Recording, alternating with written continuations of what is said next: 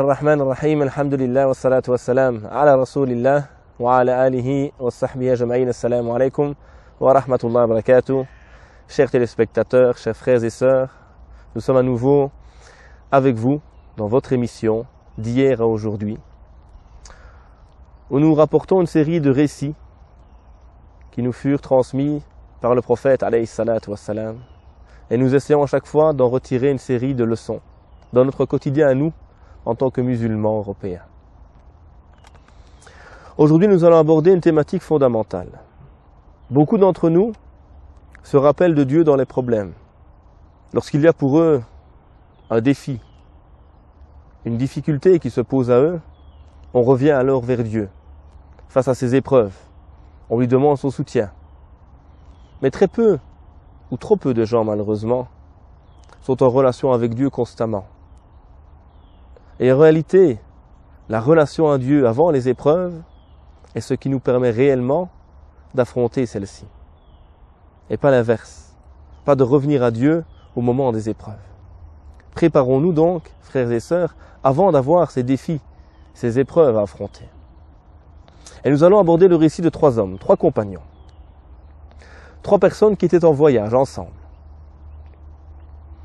Ils sont donc sur la route et soudain, la pluie se met à tomber. Ils décident de s'abriter et rentrent dans une grotte. Et la pluie est tellement abondante, tellement forte ce jour-là, qu'un rocher énorme va tomber juste devant l'entrée de la grotte. Et les 3 hommes sont bloqués dans celle-ci. Ils vont tenter, tous les 3, de repousser le rocher, mais ils ne peuvent rien faire. Personne ne peut venir les aider à ce moment. Ils sont perdus. Il n'y a pas de téléphone, et il n'y a rien qui puisse les sauver. Que faire à ce moment-là? Les 3 hommes commencèrent alors à discuter. Que pouvons-nous faire pour nous sauver? Et un des 3 fit la proposition suivante. Demandons à Allah subhanahu wa ta'ala de nous sauver en rappelant chacun d'entre nous la bonne œuvre qu'il a pu faire. Et les hommes se mirent d'accord là-dessus. Le premier des 3 se tourna vers son Seigneur. Ya Allah, j'ai des parents que j'aime beaucoup, que j'honore, que je respecte. Et jamais je ne donne préséance à mon épouse ou à mes enfants sur eux. Toujours ils sont prioritaires pour moi. Un jour, que je faisais paître le troupeau, je pris du retard. Et lorsque je revins à la maison, avec le lait que je voulus offrir à mes parents en premier lieu, je trouvai ceux-ci endormis. Alors je me postai à leur côté, et je veilla toute la nuit, jusqu'à ce qu'ils se réveillent, afin de leur offrir ce lait. Si j'ai fait, ya Allah subhanahu wa ta'ala, ô mon Seigneur, ceci uniquement pour t'agréer, alors libère-nous. Et l'immense rocher se mit à bouger, mais pas suffisamment afin qu'il puisse en sortir. Le second alors se mit également à invoquer Allah subhanahu wa ta'ala. Et il lui dit, ô mon Seigneur, j'aimais beaucoup ma cousine. J'étais éperdument amoureux de cette femme. Et je lui faisais toujours des avances qu'elle refusait. Un jour, celle-ci fit face à de grandes difficultés. Et à nouveau, je lui fis la proposition de se donner à moi.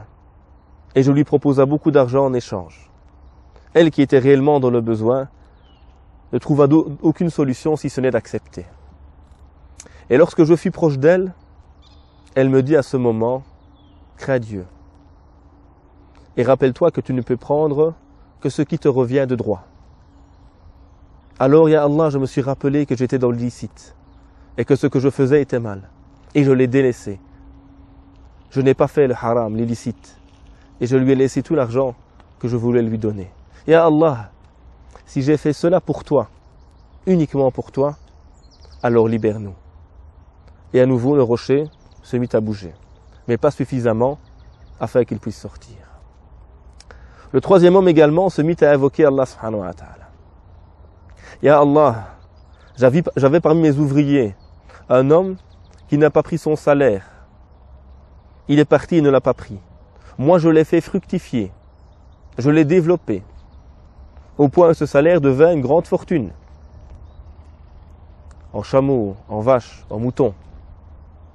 Lorsque revint cet homme plus tard, il me dit, rends-moi la somme qui m'est due. Je lui dis, la voici, lui montrant ses troupeaux. Il dit, te moques-tu de moi? Il dit, non, par Dieu, je ne me moque pas de toi.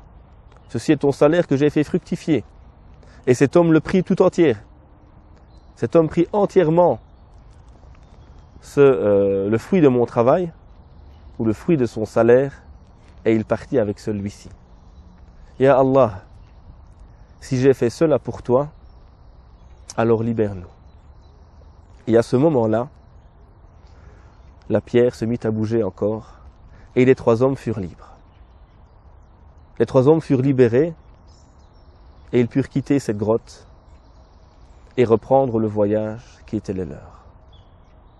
Voilà le récit que nous allons aborder ensemble aujourd'hui, et essayer d'extraire à nouveau les leçons contemporaines de ce récit rapporté par le prophète, alayhi salatu wassalam, où ces 3 hommes sont mis face à une épreuve, où ils vont revenir à Allah subhanahu wa ta'ala, et revenir à travers l'invocation. Et Dieu nous rappelle dans le Coran, Ud'aouni astajib lakum. Invoquez-moi, certes je vous répondrai, certes je vous exaucerai. Cela nous rappelle une chose très importante, l'invocation. Le prophète nous rappelle, alayhi salatu wassalam, ad-du'a huwa al-ibada. L'invocation, c'est déjà l'adoration. Car c'est cette relation finalement entre moi et mon Seigneur, subhanahu wa ta'ala. Et j'invoque le seul qui peut me venir au secours. Je me rappelle de la petitesse de l'être humain et de la grandeur du Créateur, subhanahu wa ta'ala. Et je reviens vers lui. Ya Allah, je lève mes mains au ciel et je demande à Dieu de m'exaucer, de me venir en aide. Et cela est un rappel très important pour nous, en tant que musulmans ici, en Europe. Ma relation à Dieu, c'est la base du tout. Ma relation à mon Créateur, subhanahu wa ta'ala, c'est cela qui va m'aider. C'est cela qui va me sauver. Et dans le récit, nous avons également, en plus de l'invocation, le fait que ces 3 hommes se rappellent leurs bonnes œuvres.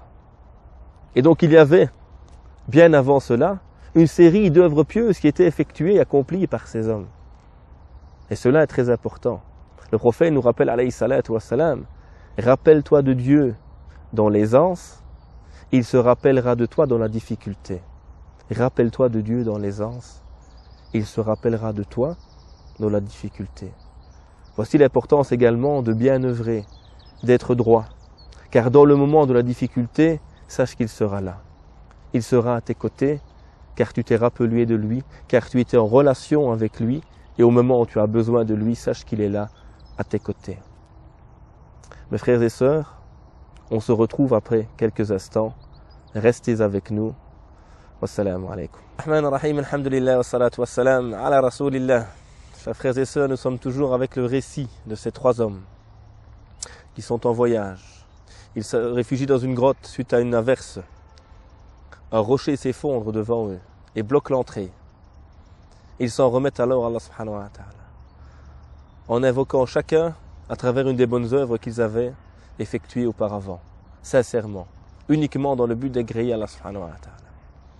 Et ces 3 hommes, après avoir invoqué Allah subhanahu wa ta'ala, sont libérés de cette grotte. Donc nous avons rappelé tout d'abord le fait d'œuvrer dans l'aisance, afin que Dieu se rappelle de nous dans la difficulté. Élément suivant très important, c'est le fait également que les 3 œuvres qu'il cite sont 3 œuvres basées sur les relations humaines. Aucun d'entre eux n'a cité « Ya Allah, je faisais la prière toute la nuit pour toi ». Aucun d'entre eux n'a cité « Je jeûnais sincèrement tous les jours pour toi, Ya Allah ». Ils ont tous les 3 cité des éléments en relation avec l'être humain, mettant à nouveau en avant l'importance de cet aspect relationnel. Et comme nous le savons, le fruit de la pureté de nos cœurs et de la sincérité de notre relation à Dieu. Plus je suis proche de Dieu, plus je suis proche des hommes. Plus je suis en relation avec Dieu, plus ma relation avec les hommes sera de qualité. Et donc ils évoquent 3 éléments. Le premier cite l'importance de la relation avec ses parents, le respect de ceux-ci. Le second va citer l'importance de s'écarter du mal, de l'illicite et de craindre Dieu. Et le troisième, l'importance du respect de ses engagements. Voyons le premier de ces aspects. L'homme qui respecta ses parents et qui les a privilégiés par rapport à son épouse même et ses enfants. Ceci est une qualité fondamentale du croyant. Et souvent dans le Coran al-Karim, nous avons al-Tawhid, la relation à Dieu, et puis directement après, la relation à nos parents. وَقَضَى رَبُّكَ أَلَّا تَعْبُدُوا إِلَّا إِيَّاهُ وَبِالْوَالِدَيْنِ إِحْسَانًا. Et Dieu vous a ordonné de n'adorer que lui et d'être bienfaisant avec vos parents. L'importance ici de cette relation qui nous lie tout d'abord à notre Créateur, la cause de notre existence, et les parents qui sont la cause matérielle de celle-ci. Dieu qui nous a révélé la religion et les parents qui sont ceux qui me l'ont transmise. Il y a donc ce respect, cet amour que l'on doit avoir des parents et qui est essentiel dans le récit que nous avons ici. Et encore plus pour nous en tant que musulmans ici en Europe. Qui sont ceux qui vont transmettre la foi? Qui sont ceux qui ont établi nos mosquées? Qui sont ceux qui sont venus avec l'islam dans nos contrées, si ce n'est nos parents? D'où l'importance pour nous d'avoir cette proximité, d'avoir ce respect pour eux.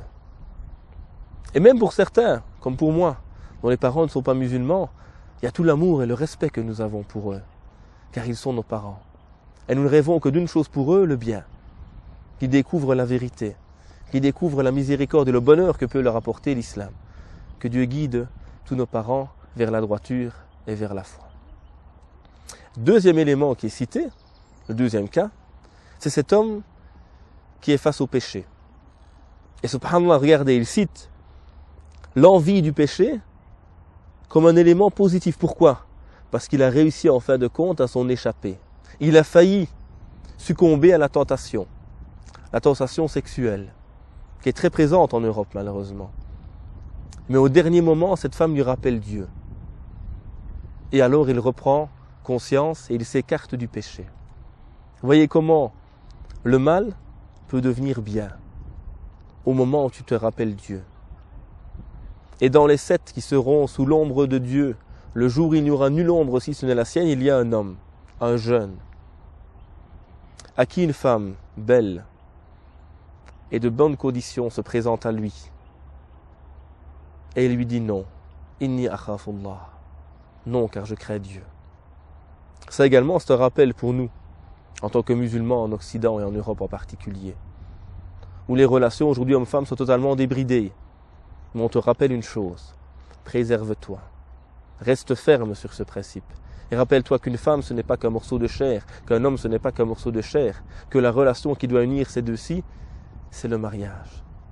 C'est un lien fort, c'est un projet de vie commun. C'est pas simplement une relation entre deux corps. Crains Dieu. Et rappelle-toi l'importance de cet élément. Ensuite, nous avons comme troisième élément qui est cité, le fait de respecter ses engagements. Nous avons cet homme qui a engagé quelqu'un. Celui-ci n'a pas pris son salaire et lui, son patron, va faire fructifier celui-ci. Et quand son ouvrier revient, il lui donne le fruit de son salaire. Pas simplement son salaire, il lui laisse prendre le tout. Et ça nous rappelle un élément fondamental pour nous en tant que musulmans en Occident, respecter nos engagements. Ya ayyuhalladhina amanu awfu bil uqud. Vous qui avez la foi, respectez vos pactes, respectez vos engagements. Si nous voulons que les gens nous prennent au sérieux, c'est à travers le respect de nos engagements. Nous sommes des gens fiables, sur qui nous pouvons compter. Et c'est à travers cela que les gens voient la réalité de l'islam. Et de manière globale, ces 3 éléments que nous avons cités sont dans le relationnel, comme on l'a dit. Et c'est cela qui est fondamental pour nous en tant que musulmans ici en Europe. Le relationnel. Comment suis-je avec autrui? Suis-je réellement, dans mon comportement, l'ambassadeur de cette religion ou je prie certes, je jeûne certes, mais je ne suis pas une plus-value. Je ne suis pas quelqu'un qui interpelle les autres par mon comportement. Parmi les leçons également que nous pouvons retirer de ce récit fondamental, l'importance de la piété. Et celui qui craint Dieu, il lui donnera certainement une bonne issue. Rappelez-vous cela, mes frères et sœurs. C'est dans ta relation à Dieu que tu trouveras une solution à tes problèmes au quotidien, et pas l'inverse. Et certains parmi les pieux, lorsqu'ils rentraient chez lui et qu'il avait certains problèmes, il disait, c'est que j'ai été mauvais avec Dieu aujourd'hui. C'est la faiblesse de ma relation à Dieu qui a fait que les gens aujourd'hui ont été mauvais avec moi. Et ça, c'est très important. Revenir à Dieu. Te rappeler que c'est cela la clé de ta bonne relation à autrui. On a également dans ce récit fondamental l'importance de la bonne compagnie. Ces trois hommes, tous les trois, ont pu invoquer Allah subhanahu wa ta'ala à travers leurs bonnes œuvres. Et ça nous rappelle l'importance de bien choisir ses fréquentations. D'avoir des gens qui nous aident à cheminer et qui sont un soutien pour nous dans les problèmes, comme ça a été le cas ici de ces trois hommes. Chacun, à travers sa piété, à travers ce qu'il a fait auparavant, a permis à tout le groupe d'être sauvé. Et ça nous rappelle également, par rapport à notre réalité européenne, l'importance de nos institutions, dans nos mosquées, dans nos écoles, d'avoir un groupe qui est réellement au service de la foi. Un groupe qui est fort, qui est uni, et où chacun va dans le même sens et chacun essaye d'agréer son Seigneur. Car rappelons-nous la bataille de Uhud. Lors de la bataille de Uhud, il y a une toute petite partie de l'armée qui n'a pas obéi. Et c'est toute l'armée qui a été sanctionnée. Et le Coran nous le rappelle. Minkum man yurid ad-dunya, minkum man yurid al-akhirah. Parmi vous, il y a ceux qui veulent l'ici-bas, et parmi vous, il y a ceux qui veulent l'au-delà. Rappelons-nous cela. Il faut tous être unis afin de cheminer. Et c'est par la piété du groupe que le travail pourra être établi ici pour nous, en tant que musulmans, en Occident. Nous voyons donc à travers ce récit que nous avons abordé, comment Allah subhanahu wa ta'ala vient au secours des pieux. Et comment il te faut, mon frère et ma sœur, te rappeler de Dieu dans l'aisance, afin qu'il se rappelle de toi dans la difficulté. Comment les bonnes œuvres vont te venir en aide quand tu auras réellement besoin de celles-ci. Nous avons vu également l'importance du respect et de la bonté vis-à-vis des parents. Nous avons vu également l'importance de s'écarter du péché et la crainte de Dieu. Et nous avons vu encore l'importance de respecter nos engagements. Et tous ces éléments à vocation sociale sont ce qui permet réellement à l'homme de montrer la réalité de l'islam, et c'est ce qui est la traduction réelle de la relation qu'il a avec Allah subhanahu wa ta'ala. Ensuite, on a vu comment la piété nous écarte des problèmes, et nous avons clôturé par cet élément fondamental l'importance de la bonne compagnie, l'importance de choisir avec qui tu es, et c'est par la piété du groupe que nous pourrons réussir. Voilà les leçons que nous pouvons retirer, nous en tant que musulmans européens, de ce récit que nous avons abordé. Nous demandons à Allah subhanahu wa ta'ala de faire de nous des pieux, de nous permettre d'œuvrer correctement afin qu'en cas de difficulté, nous puissions l'invoquer à travers ses œuvres. Nous demandons à Allah subhanahu wa ta'ala de nous permettre d'être avec les pieux, en leur compagnie, et en nous rappelant fondamentalement que c'est par la sincérité des œuvres qu'ont accompli ces hommes qu'ils ont pu être sauvés. Allahumma, permets-nous d'être parmi les sincères et ceux qui œuvrent dans ta voie. أقول قولي هذا واستغفر الله لي ولكم سبحان ربك رب العزة عما يصفون وسلام على المرسلين والحمد لله رب العالمين والسلام عليكم ورحمة الله وبركاته.